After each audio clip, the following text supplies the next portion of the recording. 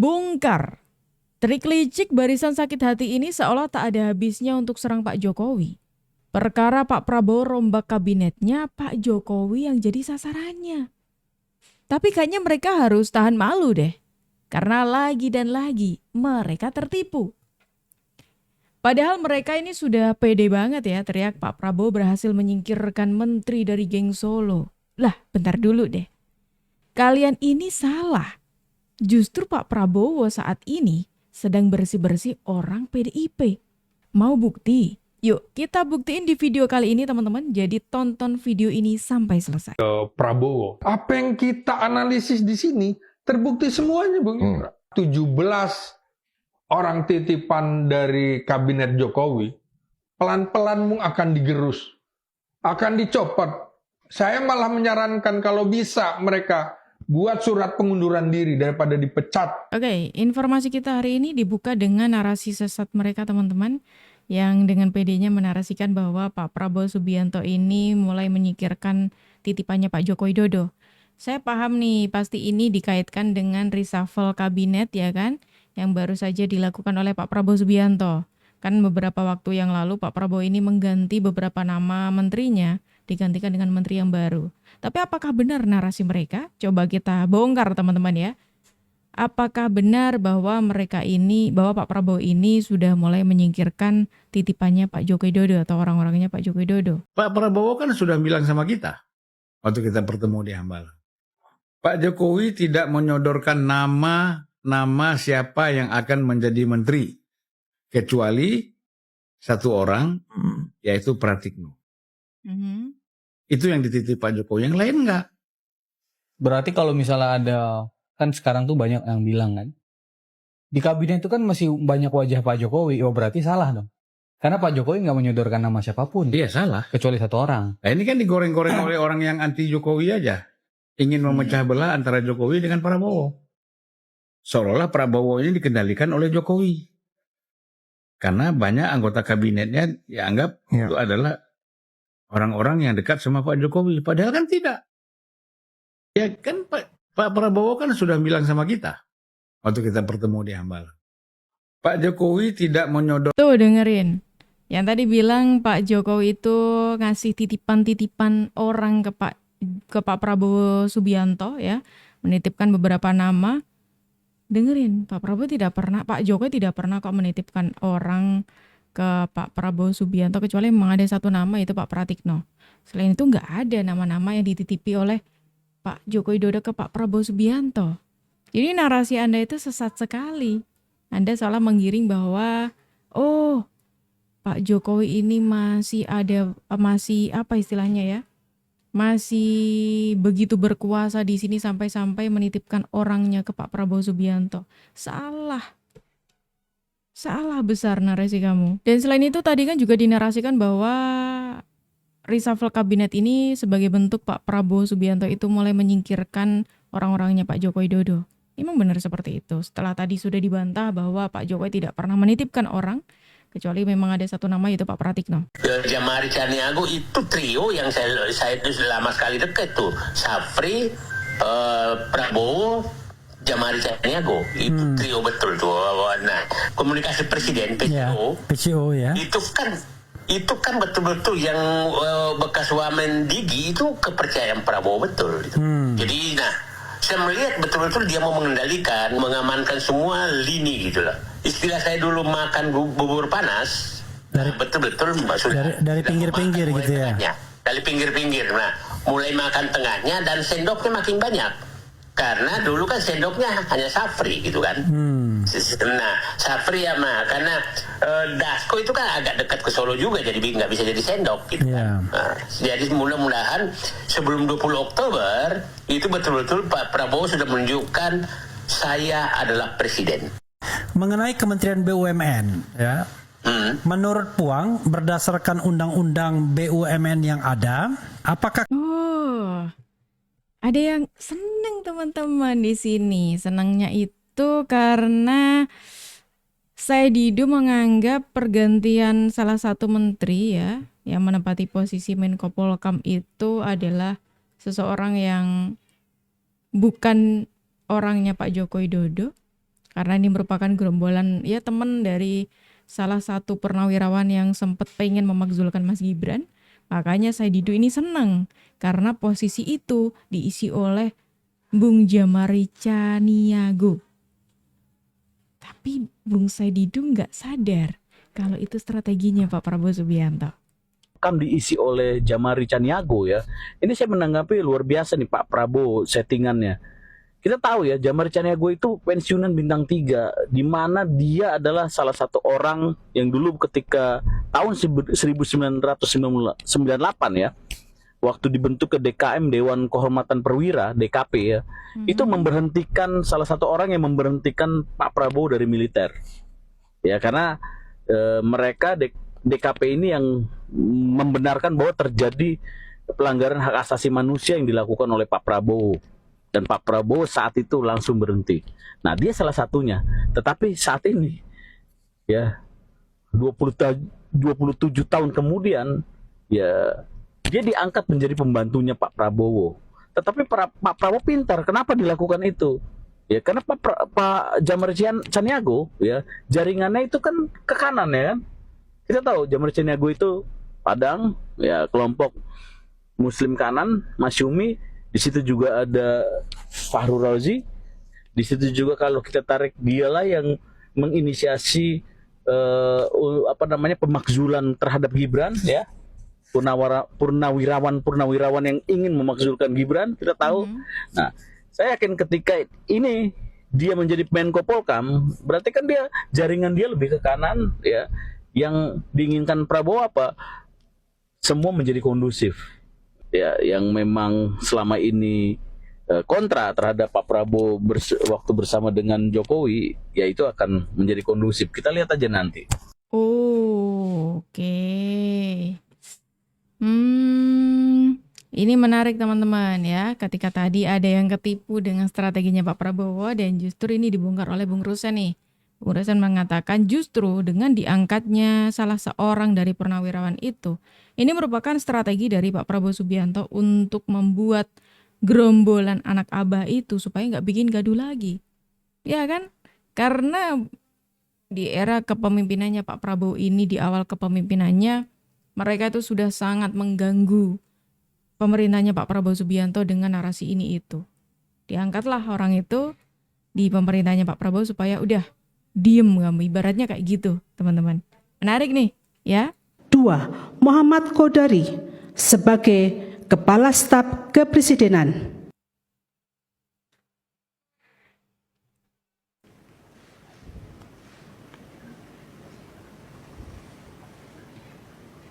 Diangkatnya Bung Qodari menjadi salah satu bukti jika Pak Prabowo tidak menyingkirkan orang dekatnya Pak Joko Widodo, teman-teman. Karena Bung Qodari ini termasuk orang yang dekat dengan Pak Joko Widodo. Bahkan ada rekam jejak juga ketika Bung Qodari ini memberikan tamparan menyemprot para pembenci Pak Joko Widodo. Dan mohon maaf teman-teman yang mengkritik itu kan juga mungkin pergi ke sana kemari kan lewat jalan yang dibikin oleh Pak Jokowi. Ya kan? Naik pesawat di bandara yang dibikin oleh Pak Jokowi. Seolah-olah bahwa Pak Jokowi nggak ada warisan sama sekali. Itu. Jadi itu visi aksinya Jokowi ya. Iya. Nah, kalau di surveinya indikator ini kan sebetulnya ada pertanyaan-pertanyaan mengenai apa? Mengenai banyak persoalan dan memang ada gradasi di situ harus diakui. Ya, kepuasan secara umum 75%. Yang paling tinggi itu menjaga toleransi keberagamaan 86%. Menyediakan pelayanan kesehatan yang terjangkau 85%. Membangun sarana transportasi umum 84%. Menyediakan pendidikan yang terjangkau 82%. Ya memang masih ada sih soal yang tidak puas ya soal pendidikan terjangkau ini ada berapa? 16% yang nggak puas. Ada, bukan nggak ada sama sekali. Tapi kan mayoritas 82% puas. Menjaga ketertiban masyarakat 82% puas. Kebebasan berbicara 74% puas, yang tidak puas 21%. Nah ini yang mungkin ada Mas Ulil ya yang mengatakan bahwa kita hidup di dunia itu atau menilai kinerja pemerintah itu jangan cuma satu dimensi aja, jangan cuma satu aspek gitu. Jangan satu kemaslahatan aja, misalnya kayak demokrasi gitu. Tapi ada kemaslahatan yang lain yang disebut sebagai multiple maslahat itu gitu loh. Jadi ya memang teman-teman yang kontra ini kan punya pola untuk menyederhanakan persoalan itu kepada satu dimensi, misalnya soal demokrasi misalnya.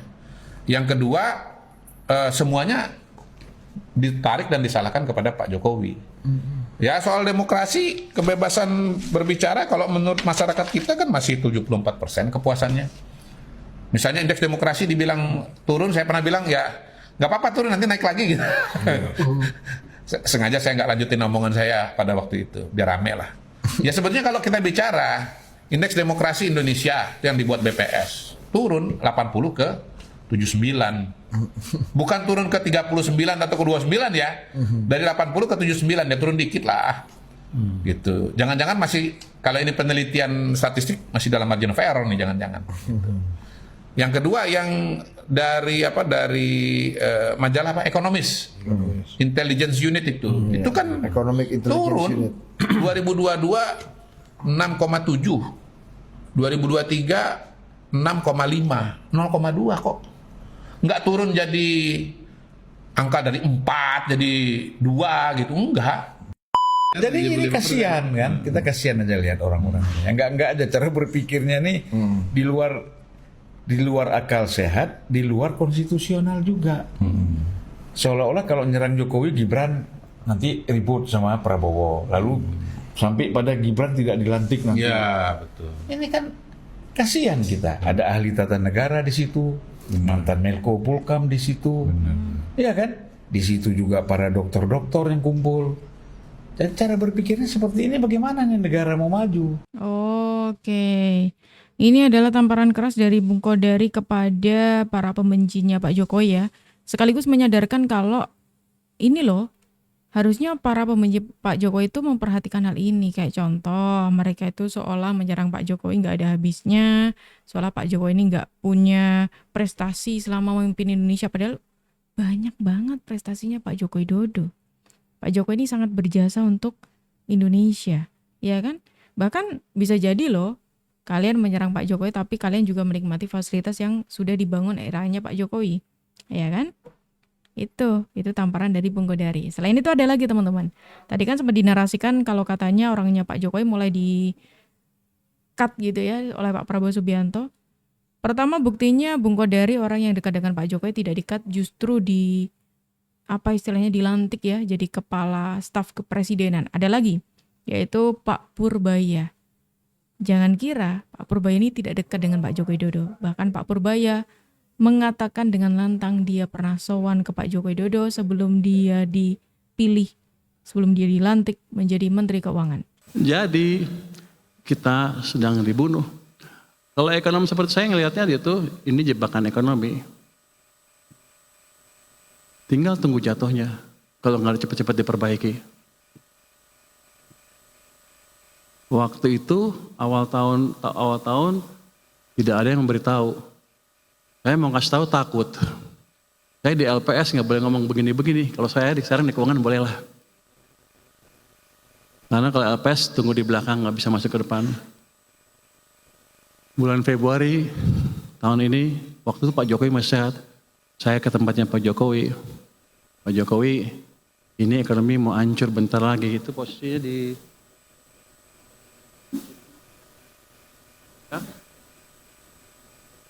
bantu nggak Pak? Dan saya juga takut, saya nggak punya teman. Pak Jokowi udah pensiun kan. Pak Prabowo saya belum kenal waktu itu. Pak Jokowi bantu nggak? Dia bilang bantu. Baru saya berani kasih ke sana sini, mencoba memberikan informasi bahwa ada masalah di perekonomian. Tapi ini gimana? Masih mau menarasikan bahwa orang-orangnya Pak Joko Widodo itu disingkirkan oleh Pak Prabowo Subianto nih. Nah menariknya lagi Pak Purbaya ini juga tertangkap kamera ya, terekam kamera dia itu menyemprot seorang Rocky Gerung. Yang mana Rocky Gerung itu orang yang kerap kali menyindir ataupun nyinyirin Pak Joko Widodo. Pak Rocky Gerung yang siap-siap memprotes saya sebentar lagi di medsosnya di beliau.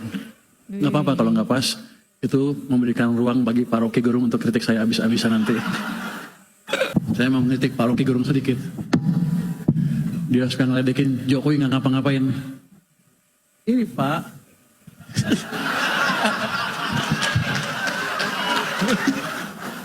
Kalau di sana kan dia berkuasa, di sini saya berkuasa. Jadi ini dipaksa intervensi langsung oleh presiden sampai ke sana. Jadi Presiden Jokowi itu berjasa buat kita, walaupun di sampingnya ada saya sih. Pak Rocky Gerung yang siap-siap memprotes saya sebentar lagi di ini, jadi di medsosnya di beliau. Nggak apa-apa kalau nggak pas, itu memberikan ruang bagi. Itu dia, itu dari Pak Purbaya kepada Bung Rocky Gerung ya, nampaknya Bung Rocky Gerung nggak terima teman-teman. Karena pada saat Pak Purbaya itu menyampaikan hal ini, Bung Rocky juga ada di forum ini. Dan di forum yang lain, dia tiba-tiba menyuarakan ketidakterimaannya atas responnya atau atas apa yang disampaikan oleh Pak Purbaya barusan. Pak Jokowi dibilang oleh Rocky Gerung nggak berprestasi tuh, ini prestasinya tuh. Kan itu saya mau ulangi sih yang dikatakan oleh Purbaya, karena itu contoh pertama ketika seseorang dapat kedudukan yang istimewa untuk menyelenggarakan republik, dia mulai dengan membela rejim sebelumnya. Ini udah kacau nih si Purbaya nih kan. Apalagi dia katakan, ya ini buktinya grafik ini tadinya buruk, tapi setelah diintervensi oleh Pak Jokowi melalui Purbaya jadi baik itu.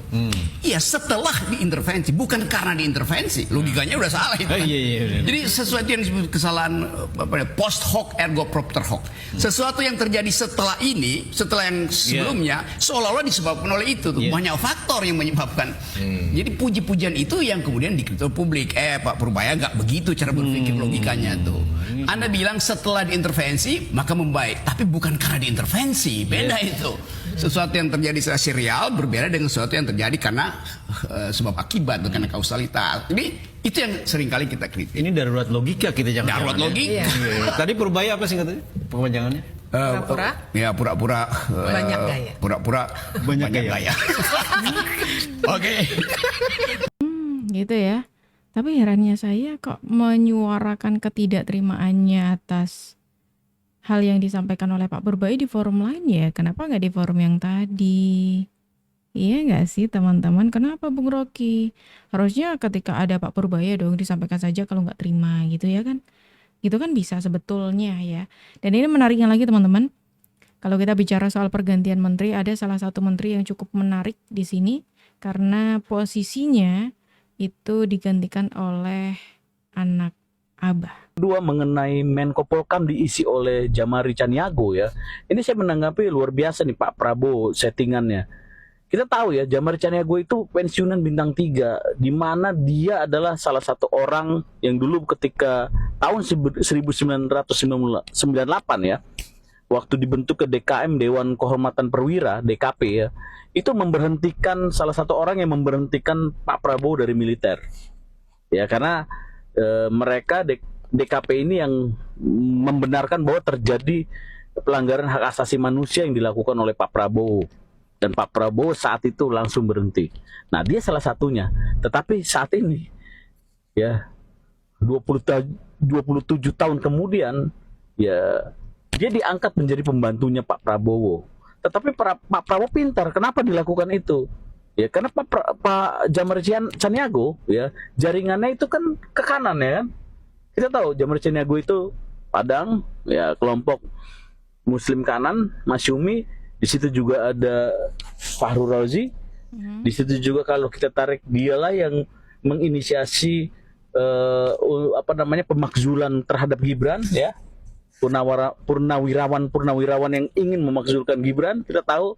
Nah, saya yakin ketika ini dia menjadi Menko Polkam, berarti kan dia jaringan dia lebih ke kanan ya. Yang diinginkan Prabowo apa? Semua menjadi kondusif. Ya, yang memang selama ini kontra terhadap Pak Prabowo waktu bersama dengan Jokowi, ya itu akan menjadi kondusif. Kita lihat aja nanti. Oh, ini nih sesuatu yang dibongkar oleh Bung Rosen yang mana ini disalahartikan oleh gerombolan mereka. Mereka menganggap dengan diangkatnya Jamari Caniago ini sebagai salah satu wujud Pak Prabowo itu menyingkirkan orang-orangnya Pak Jokowi. Padahal ini strateginya Pak Prabowo Subianto. Wah, menarik nih teman-teman. Kira-kira gimana pendapat kalian? Silahkan tulis pendapat kalian di kolom komentar dan terima kasih karena kalian sudah menemani aku dari awal sampai akhir. Aku Jub pamit undur diri. Sampai jumpa.